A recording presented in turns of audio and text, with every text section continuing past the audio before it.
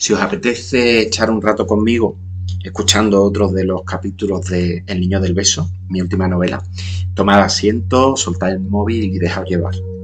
Va para un ratito. Este capítulo se llama Arturo, otro de los protagonistas de la novela.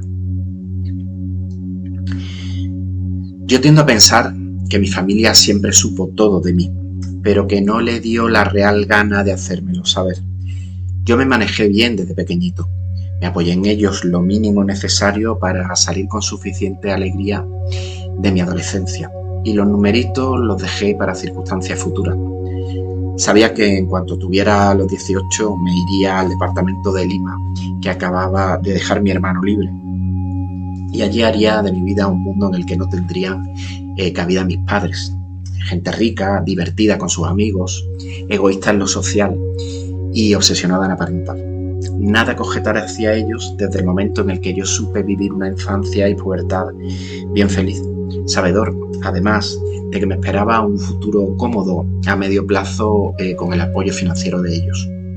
Por eso convenía no hablar, no poner cartas encima de la mesa que pudiera llevarse el viento de su cerrazón moral. Lo tuve fácil en esa primera etapa de mi vida, ya que, aunque siempre tuve clara mi sexualidad, casi diría que desde antes de nacer, no era el prototipo esperado de lo que venía a ser un boyardo en una sociedad conservadora como era la arequipeña. Ni jugaba con muñecas, ni era amanerado en mis formas, ni me juntaba con niñas. Yo era un gamberro de armas tomar. A mí nadie me amedrentaba, más bien era yo el que ponía las normas. Así que no se me hizo difícil tomar todo lo bueno que esos años de puro sol me ofrecieron. Mi falta de vocación por todo lo que no fuera a leer me hizo matricularme en la Facultad de Filosofía y Letras de la Universidad de Lima. Vivía el presente sin preocuparme por un futuro que siempre tenía el plan B de la fábrica de mi padre. Saberlo, mirar hacia abajo y ver esa red me reconfortaba sobremanera, incluso teniendo la absoluta seguridad de que nunca utilizaría ese comodín. Yo era guapo, pero sobre todo era carne desbocada. Había probado el sexo en el liceo con una chica que era casi tan guarra como yo. No nos soportábamos, tan solo nos utilizábamos. Yo tiraba de aquí, ella me mordía por allí, me gustaba poseer. Sé que a veces le hice daño, por eso me dejaba hacer, salvado por mi alto umbral para el dolor. En Lima me olvidé de todo lo que no fuera un hombre.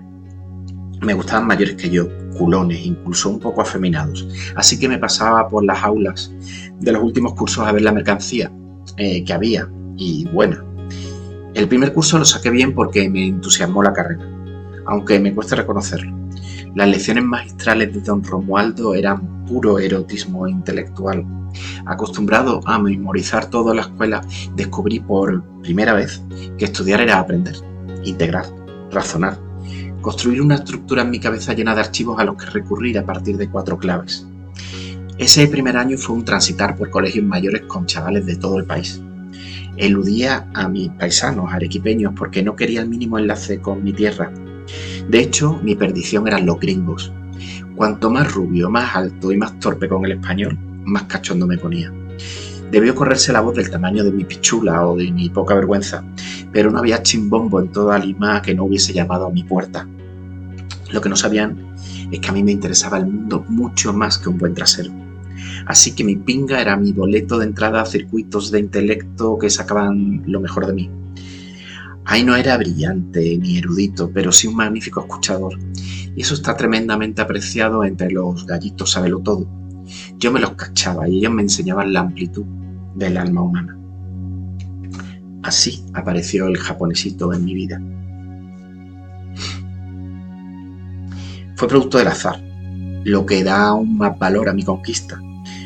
Porque si me quedé en esa juerga fue porque me torcí el tobillo al caérseme la bicimoto del Marcelo encima. Yo tenía planes por donde la residencia y me tuve que quedar tirado entre borrachos que se lo bailaban todo. Exageré el dolor para que no me calentara la cabeza. Me tumbaron en un sofá bien chingón entre cojines y trajeron una cubitera para tener siempre hielo con el que enfriar la hinchazón. ¿Te duele mucho? Yo me empalmé nada más sentir las manos de Yoicho acariciando mi pie. Con el tiempo, confesó que ya me había echado el ojo tiempo atrás, en fiestones donde yo montaba el pollo y me sacaba la pichula para calentar al personal. Siempre fui muy golfo, nunca tuve pudores. Él, en cambio, se me había escapado a mí. Y no supe cómo, porque fue ver sus ojillos viscos, el cuello largo, su pecho sin pelo, la nuez subiendo y bajando, y ya quise que se parase el mundo. Se me olvidó el tobillo inflamado y la puta universidad, sobre todo cuando me comentó, mientras me pasaba el paño con hielo derretido, que era su último año de carrera. Me aterra volver a Tokio, me dijo. Su español era perfecto, con un toque que no era de aquí, pero que no lo hacía menos auténtico. Luego me confesó que se medio crió en España, y ahí creí morir, porque cuanto más enrevesada era la vida de uno, más excitación física me producía. Llévame contigo a Tokio, me atreví a decirle esa misma noche. Y es que la noche fue larga. Insistió en llevarme a un ambulatorio y yo le convencí, en cambio, para que se viniera a cuidarme a mi departamento, donde nos olvidamos de tobillos inflamados y retornos a Japón. Yo era un tipo bueno, que buscaba desbarrar, pero no sabía. Yo era un tipo malo, que no sabía hacer otra cosa que desbarrar. A él le gustaba mi pinga, a mí sus ojos viscos y su manera de pensar. Lo quería para mí de forma enfermiza. Lo hubiera encerrado con llave para traerle a su cuarto todos los tesoros del Perú. Ese año fue un desastre para mí en lo académico, el más feliz de los posibles en lo emocional. Todo mi mundo era Yoisho. Yo era todo para él. Lo traje a mi departamento, le enseñaba las recetas peruanas de mi tata, lo camelaba para visitar todo el país sin más compañía que la mía. Para él fue un curso brillante. Debía defender su tesis que ensayaba conmigo en tardes preciosas de primavera, mientras empezaba a escribir sus primeros ensayos. No supe ver por entonces que en esos escritos suyos se estaba gestando el final dramático de nuestra relación. Convencido de su amor por mí, desechó el retorno a Japón con la condición de que yo me centrase en mis estudios. Sin darme cuenta, fue tomando las riendas de la relación, sorprendido por mi capacidad apenas estrenada de dejarme llevar por alguien. Encandiló a mi madre la primera vez que me acompañó a Arequipa. Encandiló a la ciudad entera, me atrevería a decir. Pero solo la jefa de la casa supo ver algo que me confesaría con el tiempo, que entre el japonés y yo había una relación bien caliente. Los años pasaron ligeros. Yoisho en su mundo de los libros, yo en mis paseos por la facultad. Me engolfé varias veces, lo engañé por derecha y por izquierda con tipos que no me decían nada. Probé todo tipo de drogas solo por provocar que me regañara. Nos peleamos varias veces más por demostrarnos amor. Más por demostrarnos amor que por motivos que no existían. Muy a mi pesar. Él empezó a trabajar en bares de Miraflores. No tenía la menor destreza para llevar una bandeja con whisky, pero tenía la planta y el exotismo que vendían en una sociedad como la peruana, donde lo japonés es sinónimo de éxito. Yo le insistía en que no nos faltaba el dinero, pero me llevaba las horas estudiando en el bar para vigilarlo, dejándome la vista en la oscuridad y montándole tremendos números de celo en cuanto lo veía charlar con algún gringo. Hablé con mi padre para que lo contratase de lo que fuese en los almacenes químicos de allá, a lo que cedió tras intervenir la jefa, pero Yoisho lo rechazó. Te lo agradezco, huevón, pero no voy a trabajar de almacenero.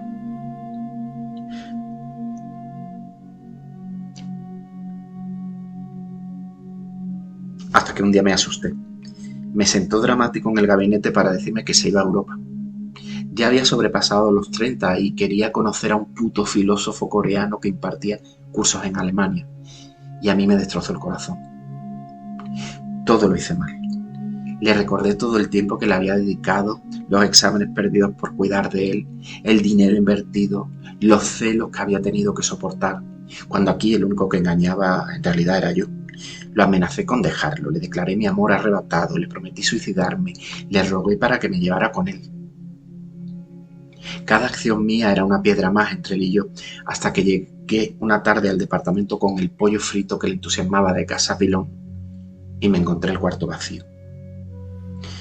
En un papelito de amor me decía adiós, con la fría crueldad que lo hace quien ya no es de ti. Me volví a Arequipa encendido por lo que ya para siempre consideré una traición. Mi dolor era tan grande que no cabía en toda Lima, a la que viajaba cada semana solo por comprobar que seguía sin recibir correspondencia desde Europa. Mi hermana Graciela, ausente de mi vida hasta entonces, comenzó a acercarse a mí. Huidiza de convenciones sociales, estricta en sus horarios de trabajo con mi padre, ennoviada desde los 16, me hizo un hueco en su casa del cerro para evitarme la soledad, visto que me negaba a volver al nido familiar. Al verme en el espejo de ella, me comprendí mi mala naturaleza. Todo en mí era resentimiento y odio, tanto que a veces la Graciela se ponía de parte de Joyce, sin apenas conocerlo.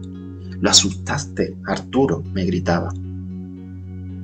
Incapaz de tener hijos, Graciela había terminado un año atrás su matrimonio con un tipo gris que no soportaba el estigma de no ser padre. Fue lo mejor que le pudo pasar, para no sentirse achicada, y a mí, por tener en ella al amigo que no supe cosechar en mis años de facultad. Acordó con una conocida limeña que se pasara por nuestro departamento cada viernes para evitarme el trasiego semanal de ir para descubrir que no había correo. Me animó a postular a un programa de una cadena de radio que subvencionaba a nuestro padre e incluso me intentó buscar una doña con la que juntarme. «Soy un boyardo, Graciela, ¿cómo quieres que te lo explique?» Pero la doña llegó y yo caí. De tanto jugar a olvidar a Joyce, me metí sin buscarlo en una relación enfermiza con una mujer preciosa que me adoraba. No me pedía sexo, que yo sí le daba, ni me pedía matrimonio, que yo hubiera aceptado. Se limitaba a hacerme reír. Consciente de que le cerraba todas las puertas a un futuro mejor, la enredé en mi juego y lo que empezó como un compincheo entre Graciela y Elizabeth terminó por convertirse en veneración por un tipo como yo, que seguía guarreando los parques de la ciudad. Mi hermana me hizo una jugada que me arrastró a tomar junto con Elizabeth un alquiler junto a la catedral. De allí a la emisora apenas había unos pasos.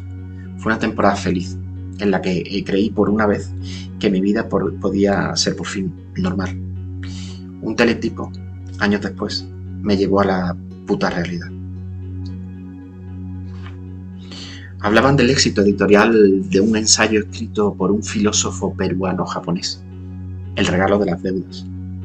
No solo me daba de bruces con Joyce en todo su esplendor, sino que leyendo su biografía comprobaba que nunca dejó de vivir en Lima todos esos años. Lo decía claramente en la contracubierta. Un reconocido licenciado de la Universidad de Lima, residente en la capital peruana, que viaja frecuentemente a universidades europeas, siempre estuvo acá. Nunca me buscó. Esa misma tarde me hice con un ejemplar de su bestseller. Lo oculté a Elizabeth como si estuviera escondiendo a un amante tras la cortina. El libro era todo él. Su desarraigo, el temor a sus hermanos, la frialdad de su madre, sus andanzas limeñas, el sexo salvaje conmigo. Y un beso de amor. Un beso de amor a los 16. Un beso de amor del que nunca me había hablado y que se convertía en el tema central de todo el ensayo. El regalo de las deudas. Esas deudas que acumulamos en el subconsciente que nos hacen seguir hacia adelante sin saber que todo nuestro camino no es sino una penitencia por saldarlas. Mi deuda no es sino un beso que no supe agradecer, escribía. Todo el libro lo llenaba esa frase, aunque yo apareciera en cada rincón.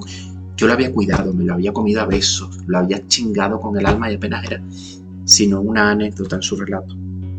Esa noche le dije a Elizabeth que no podía seguir con ella. Dejé mis cosas en casa de mis padres y me fui con un petate a recorrer las calles de Lima para dar con él.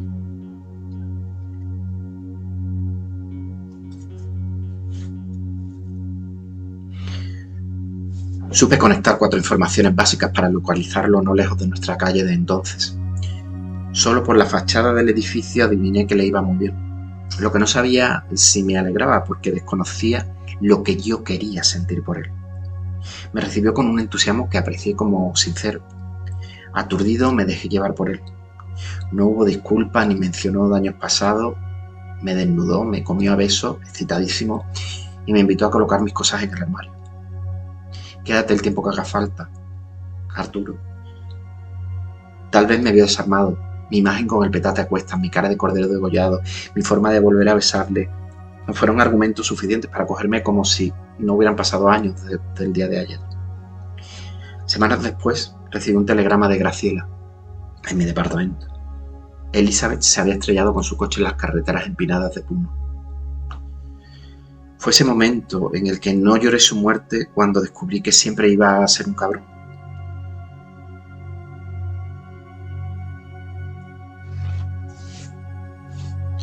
Las preguntas a Joshua vinieron lentas, pero en tropel, acerca de esos años, de sus viajes, del filósofo coreano y de las conferencias en Alemania. En sus respuestas veía cariño hacia mí, mucho, tanto como una distancia imposible de salvar entre él y yo. Sus padres vinieron al poco y me los presentó, como un amigo de estudio, como un filósofo reconocido, cosa que era mentira, como una persona que le ayudó en sus tiempos de universidad, algo que era la pura realidad. Nunca como su novio. Una tarde de paseo, con Joshua agarrado a la cintura de su padre, le pregunté a ella por el niño del beso, sin hablar de sexualidad. Se llamaba Pablo, me dijo ella, en un rudimentario español. Era su mejor amigo. No quise preguntarle más, pero entendí que quería hablar. ¿Eres su pareja?, me preguntó. No, le respondí, sincero. ¿Nunca? Esa mujer necesitaba una respuesta, pero no podía ser yo quien sacara a Joshua del closet. Me sentía violentado. Le dije nunca con la boca y le respondí que siempre con los ojos.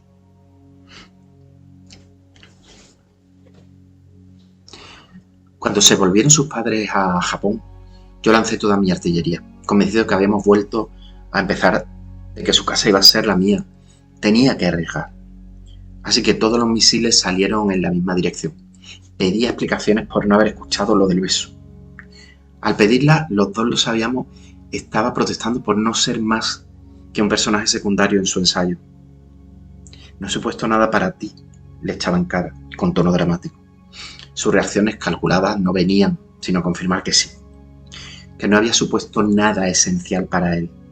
Su carácter lento, de sangre fría, habría incluso podido integrar a un tipo como yo en su vida, salvo cuando le montaba numeritos, yo le hacía la vida cómoda. El problema estaba en mí, en mi incapacidad de asumir no ser amado con desgarro. Esas semanas fueron un encierro para corregir la traducción al japonés del regalo de las deudas. Apenas me dejaba entrar en su habitación para traerle o retirarle la comida e intentar comerle la pinga, poco más. Una de las escasas noches en las que lo retuve en el sofá para ver el programa de María Emilia, sonó la llamada menos esperada. Su madre se estaba muriendo. Ahí supe que se acababa todo. Quise acompañarla a Tokio, pero me rechazó. Una nueva confirmación de lo que yo representaba para él. Le pedí quedarme con el alquiler del piso para hacerme ahí fuerte cuando volviera, pero no lo resistí.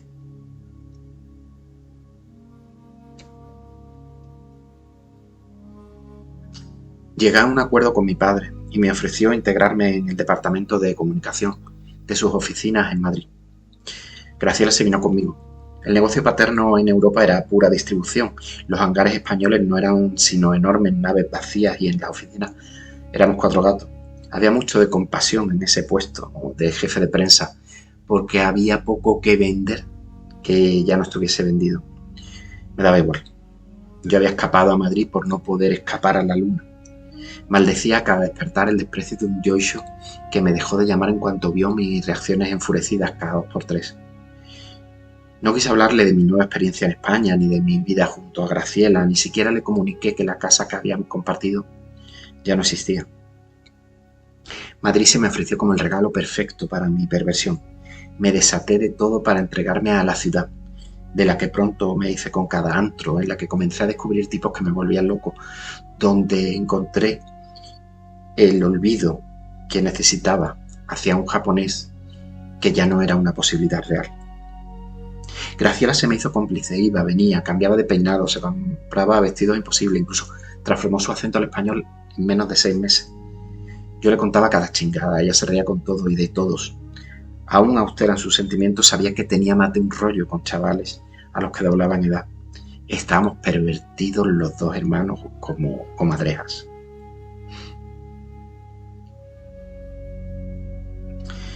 Conseguí entrar en un programa de radio de una emisora latina en Madrid.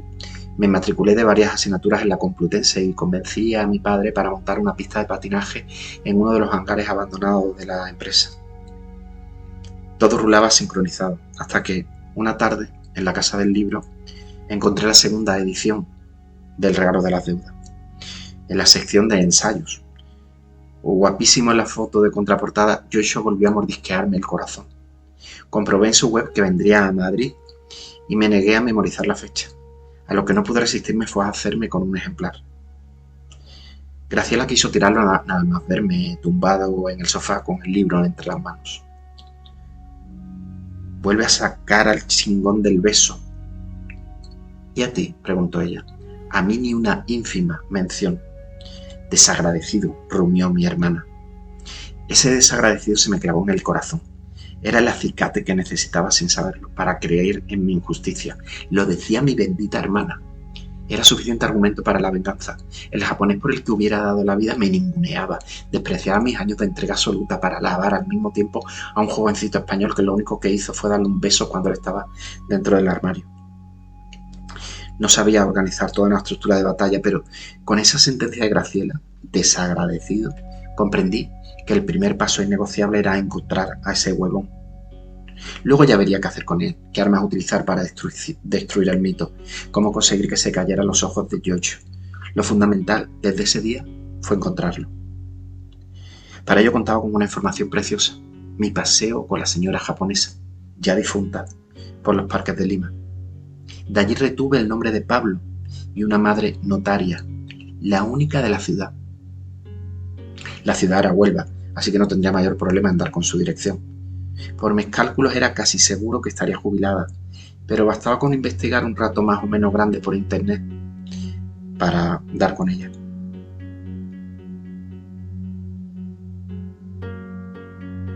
No fue fácil, pero mi acento meloso hizo el resto, hasta dar con su dirección. Me informaron que ya no ejercía y tras insistir en uno y otro lado, me confirmaron que padecía una enfermedad terminal. Tomé camino a Huelva esa misma noche, en un carro de alquiler. Resultaba fundamental mirar el buzón de correos, ya que ahí estaba la clave de la investigación: dar con los dos apellidos de Pablo. Recé para que no fuera López ni González, sino un algo enrevesado que facilitara la búsqueda. Pablo Roca Gutiérrez, pude componer a partir de los nombres de los padres. No estaba mal. Ya en la casa dudé si subir. Encontrarme una señora medio moribunda no era plato de buen gusto y mi prioridad era buscar en redes sociales la forma de dar con el puto niño del beso. Sin embargo, fui fiel a mi arrojo y golpeé la puerta con los nudillos. Me abrió un señor bien maqueado con cara de malas pulgas. Forcé mi acento castellano. Buenos días, caballero.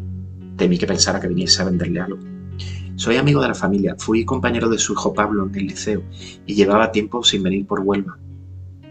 ¿Qué liceo?, contestó él. Apareció por detrás una señora delgadísima con un pañuelo cubriendo una cabeza sin pelo. La notaria terminal. Perdone, apartó a su marido, lento y torpe en su reacción. ¿Qué quiere de mi hijo? Tan solo localizarlo, señora. Hace 20 años que no nos vemos. ¿Para qué?, preguntó. Para abrazarlo. Los dos viejitos se miraron. Él, con la mirada perdida, se delató. Otro maricón, le dijo a ella, sin preocuparse en disimular el tono. Un ramalazo de simpatía por Pablo me invadió en ese momento y comprendí que la tarea de destruirlo podría no ser sencilla. Y sí empezaba a descubrir la potencia del beso de ese chaval. Tiene una librería en Sevilla, afirmó la mujer, mientras hacía por cerrar la puerta. Con un letrero en francés de una obra de Maupassant. Comprendí que la señora era culta, tanto como que era un matrimonio bien conservador. Aquí hace siglos que no vine. ¿Por qué?, le pregunté. No tenía nada que perder.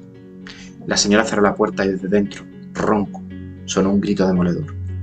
¡Por maricón!